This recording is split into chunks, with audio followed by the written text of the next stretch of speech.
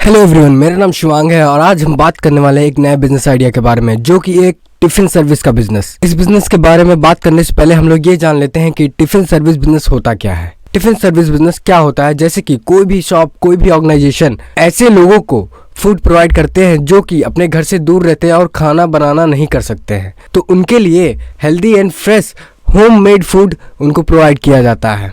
मतलब कि घर का खाना ही उनको सर्व किया जाता है। तो ये होगी बात टिफिन सर्विस के बारे में। तो अब हम बात करते हैं बेनिफिट्स ऑफ टिफिन सर्विस के बारे में। देखो, टिफिन सर्विस का कई बेनिफिट्स हो सकते हैं एक कस्टमर के लिए, जैसे कि हाइजेनिक फूड, वैरायटी होती है उनके पास, ऑन टाइम डिलीवर करते हैं फूड को, साथ ही साथ आपके पैसे का भी बचत होता है, साथ ही साथ आपके टाइम का भी बचत होता है, मतलब कि वैल्यू फॉर मनी।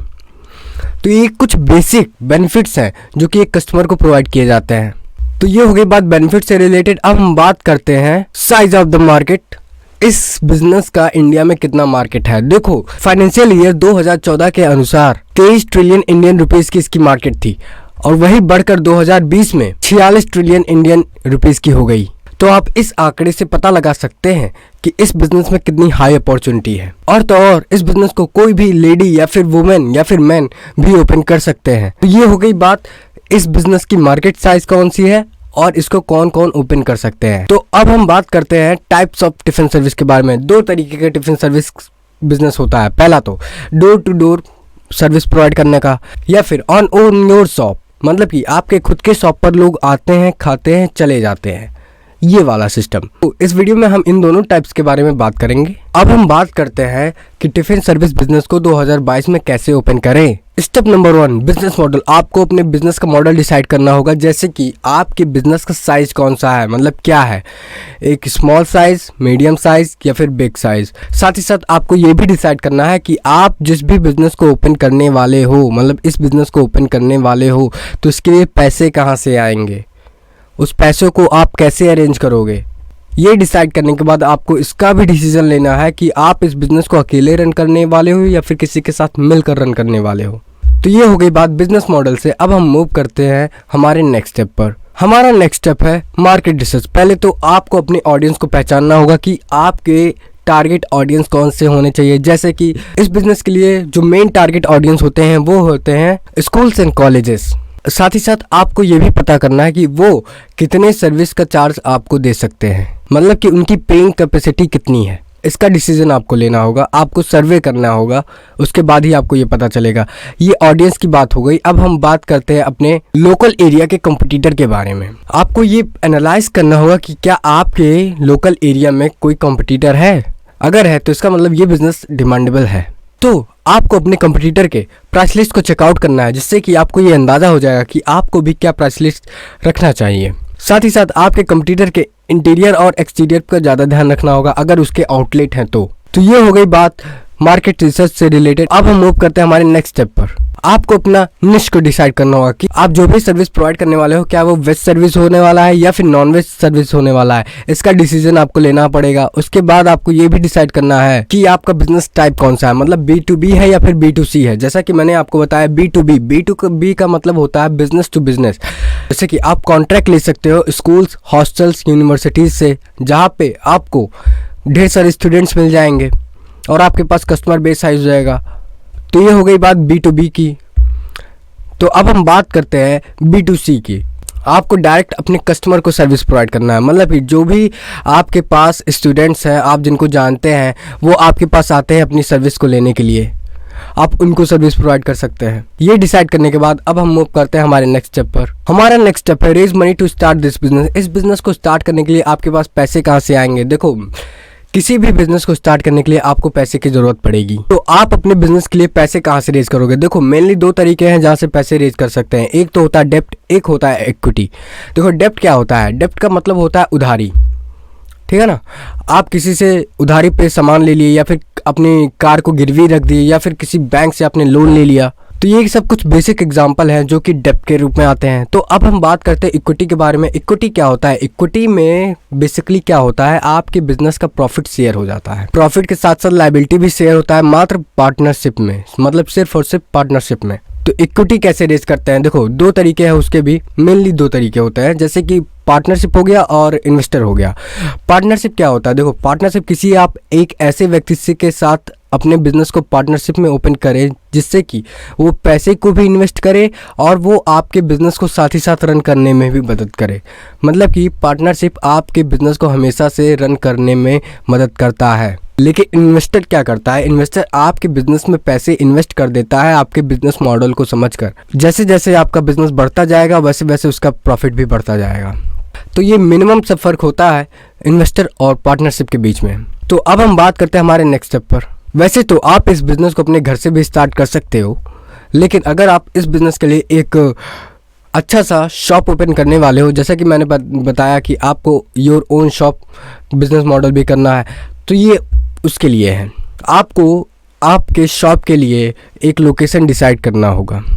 लोकेशन ऐसा होना चाहिए जो कि आपके टारगेट ऑडियंस के पास हो, मतलब कि वर्किंग प्रोफेशनल, स्टूडेंट और तो और स्कूल्स के पास हो, जिससे कि लोग आ सके आपके शॉप पर और वो आपके फूड को कंज्यूम कर सके। साथ ही साथ वहाँ पे ट्रांसपोर्टेशन की सर्विस अवेलेबल हो, जिससे कि उनको आने जाने में आसानी हो और साथ ही साथ आपके रॉ मटेरियल भी आने जाने में, सप्लाई होने में दिक्कत ना आए। तो ये हो गई बात लोकेशन से रिलेटेड। अब हम मूव करते हैं हमारे नेक्स्ट स्टेप। हमारा नेक्स्ट स्टेप है इंफ्रास्ट्रक्चर। आपको ये डिसाइड करना होगा कि आपके बिजनेस का इंफ्रास्ट्रक्चर क्या होने वाला है। देखो, बेसिकली क्या होना चाहिए, आपके पास स्पेशियस रूम होना चाहिए, साथ ही साथ वहाँ पे वेंटिलेशन की फैसिलिटी अवेलेबल हो और तो और वहाँ पे एयर कंडीशनिंग की फैसिलिटी अवेलेबल हो, वाटर सप्लाई हो, इलेक्ट्रिसिटी सप्लाई अवेलेबल हो। तो ये सब कुछ बेसिक पॉइंट्स है इंफ्रास्ट्रक्चर से रिलेटेड। अब हम मूव करते हैं हमारे नेक्स्ट स्टेप पर। हमारा नेक्स्ट स्टेप है रॉ मटेरियल सप्लायर। आपको अपने बिजनेस के लिए रॉ मटेरियल सप्लायर ढूंढना पड़ेगा। जैसा कि मैंने आपको बताया था, आपको अपने कॉम्पिटिटर के एनालाइज करना है, ठीक है ना। जब आप अपने कॉम्पिटिटर के पास जाओगे, मतलब जितने भी कॉम्पिटिटर हैं उनके पास जाओगे, तो वहाँ पे आपको पता करना पड़ेगा, उनसे ये क्वेश्चन पूछना पड़ेगा कि सर आप अपना सामान कहाँ से लाते हो, ठीक है ना। उनका कॉन्टैक्ट नंबर ले लो। जब आपके पास ढेर सारे कॉन्टैक्ट नंबर हो जाएंगे तो उसकी एक बाकायदा लिस्ट बनाइए। फिर आप उनसे बारी बारी फ़ोन करके पूछिए कि सर आप इस प्रोडक्ट को आप क्या प्राइस रेंज में देते हो, इस प्रोडक्ट को आप क्या प्राइस रेंज में देते हो, ऐसे सबसे पूछिए। फिर उसके बाद उन सभी के प्राइस रेंज में कंपैरिजन कीजिए। जहाँ से आपको सामान सस्ता लगे आप वहाँ से सामान को उठाना स्टार्ट कर दीजिए। तो ये हो गई बात आपके पास सप्लायर कैसे आएंगे। तो अब हम मूव करते हैं हमारे नेक्स्ट स्टेप। हमारा नेक्स्ट स्टेप है provide a contact based service. देखो, जैसा कि मैंने आपको बताया, ये B2B मॉडल भी आप ले सकते हो। शुरुआत में आपको अपने लोकल एरिया के कितने हॉस्टल्स हैं, कितने स्कूल्स हैं, कितने यूनिवर्सिटीज़ हैं और कौन कौन से ऑफिसेस हैं, उन सभी की लिस्ट बनानी है।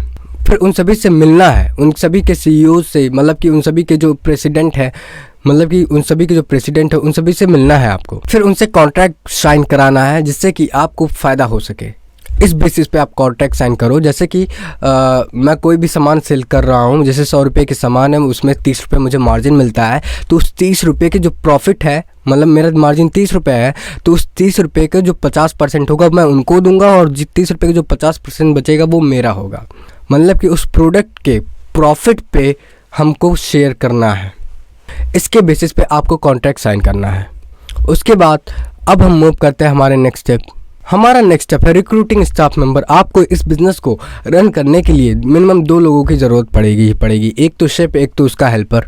उसको अच्छी खासी ट्रेनिंग होनी चाहिए खाने बनाने के बारे में। साथ ही साथ उसका बिहेवियर अच्छा होना चाहिए, उसके बात करने का तरीका अच्छा होना चाहिए, मतलब कि उसके पास मैनर्स अच्छे होने चाहिए, जिससे कि वो अपने कस्टमर को अच्छी सर्विस प्रोवाइड कर सके। और साथ ही साथ आपको भी अपने कस्टमर को सर्विस अच्छी प्रोवाइड करनी पड़ेगी। तो ये हो गई बात रिक्रूटिंग से रिलेटेड। अब हम मूव करते हैं हमारे नेक्स्ट स्टेप पर। हमारा नेक्स्ट स्टेप है रजिस्ट्रेशन एंड लाइसेंसेज। जैसा कि मैंने आपको बताया था, आपको ओनरशिप को डिसाइड करना होगा। ओनरशिप डिसाइड करने के बाद आपको अपने बिजनेस को रजिस्टर कराना होगा ROC के साथ, चाहे तो प्रोप्राइटरशिप में या फिर पार्टनरशिप फर्म में या फिर लिमिटेड लायबिलिटी पार्टनरशिप फर्म में या फिर 1% कंपनी में या फिर प्राइवेट लिमिटेड कंपनी में। इन 5 में से आप किसी एक में भी अपने बिजनेस को रजिस्टर करा सकते हो। उसके बाद अगर आपके बिजनेस का टर्नओवर 12 लाख से ऊपर हो जाता है तो आपको GST कंपलसरी हो जाती है। साथ ही साथ आपका जो फूड बिजनेस है उसके लिए FSSAI का लाइसेंस लेना होगा। ट्रेड लाइसेंस और शॉप एस्टेब्लिशमेंट एक्ट के तहत आपको दोनों लाइसेंसेस लेने होंगे, ठीक है ना। सोसाइटी की तरफ से आपको नो ऑब्जेक्शन सर्टिफिकेट लेना होगा। साथ ही साथ आपको फायर डिपार्टमेंट से फायर नो ऑब्जेक्शन सर्टिफिकेट लेना होगा। तो ये कुछ बेसिक डॉक्यूमेंट्स है जिसकी मदद से आप इस बिजनेस को रन कर सकते हो। तो ये हो गई बात रजिस्ट्रेशन एंड लाइसेंसेस से। अब हम मूव करते हैं हमारे नेक्स्ट स्टेप पर। हमारा नेक्स्ट स्टेप है प्रमोशन मार्केटिंग। किसी भी बिजनेस की ग्रोथ के लिए सबसे बड़ा इंपॉर्टेंट रोल प्ले करता है प्रमोशन एंड मार्केटिंग। तो आप भी अपने बिजनेस को कैसे ग्रो करोगे? आप भी अपने बिजनेस की प्रमोशन मार्केटिंग कैसे करोगे, जैसे कि मैं आपको कुछ बेसिक टिप्स देने वाला हूं। जैसे कि आपको अपने बिजनेस का विजिटिंग कार्ड और तो और पैम्पलेट को छपवाकर अपने लोकल एरिया में डिस्ट्रीब्यूट कराना चाहिए।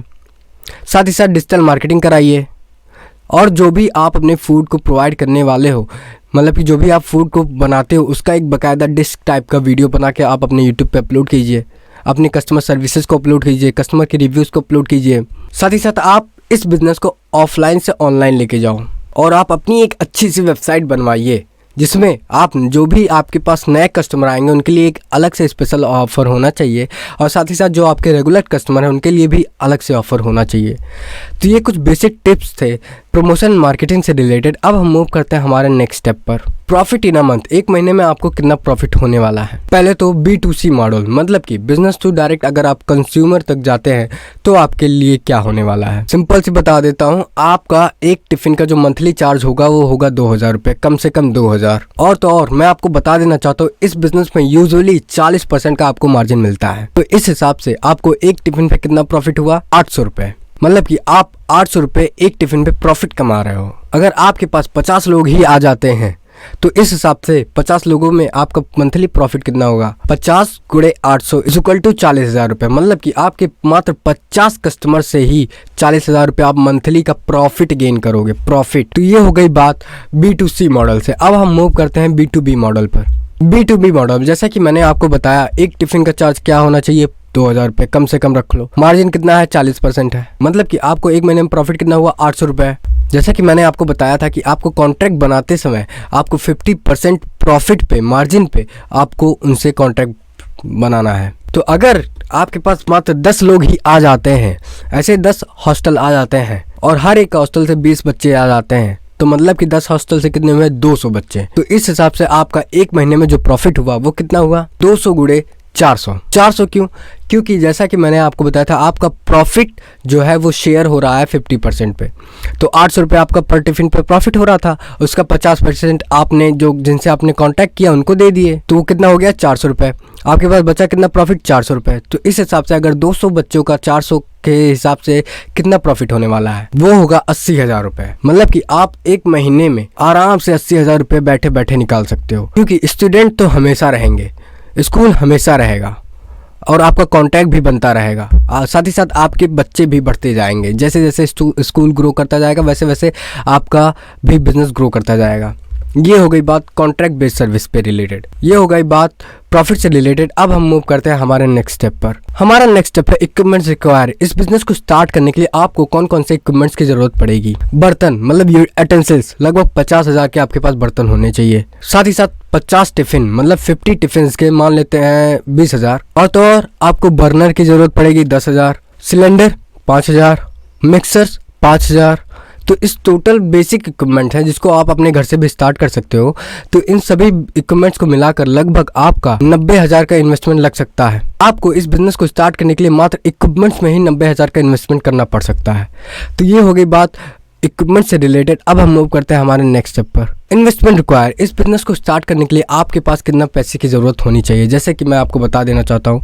सिक्योरिटी डिपॉजिट करानी पड़ेगी 50,000 की, रेंट देना पड़ेगा 10,000, digital marketing 10,000, registration and licences 15,000, marketing collateral 10,000, equipments 90,000, website 10,000, salary 20,000, electricity bill 5,000, raw material 20,000। तो टोटल मिला जुलाकर आपको 2,40,000 का इनिशियल इन्वेस्टमेंट लग सकता है इस बिजनेस को स्टार्ट करने के लिए। मतलब कि अगर आप इस बिजनेस को बहुत ही स्मॉल लेवल पे स्टार्ट करने वाले हो तो इस बिजनेस को 30,000 से लेकर 3 लाख के बीच में इजीली स्टार्ट किया जा सकता है। लेकिन अगर आप इस बिजनेस को थोड़ा मीडियम या फिर लार्ज लेवल पे ले जाने वाले हो तो 5 से 15 लाख का इनिशियल इन्वेस्टमेंट लग सकता है। So thank you everyone. अगर आपको ये वीडियो पसंद आया है तो इस वीडियो को लाइक कीजिए। अगर आप हमारे चैनल पर नए हैं तो इस चैनल को सब्सक्राइब कीजिए। सो थैंक यू, धन्यवाद, हैव अ गुड डे।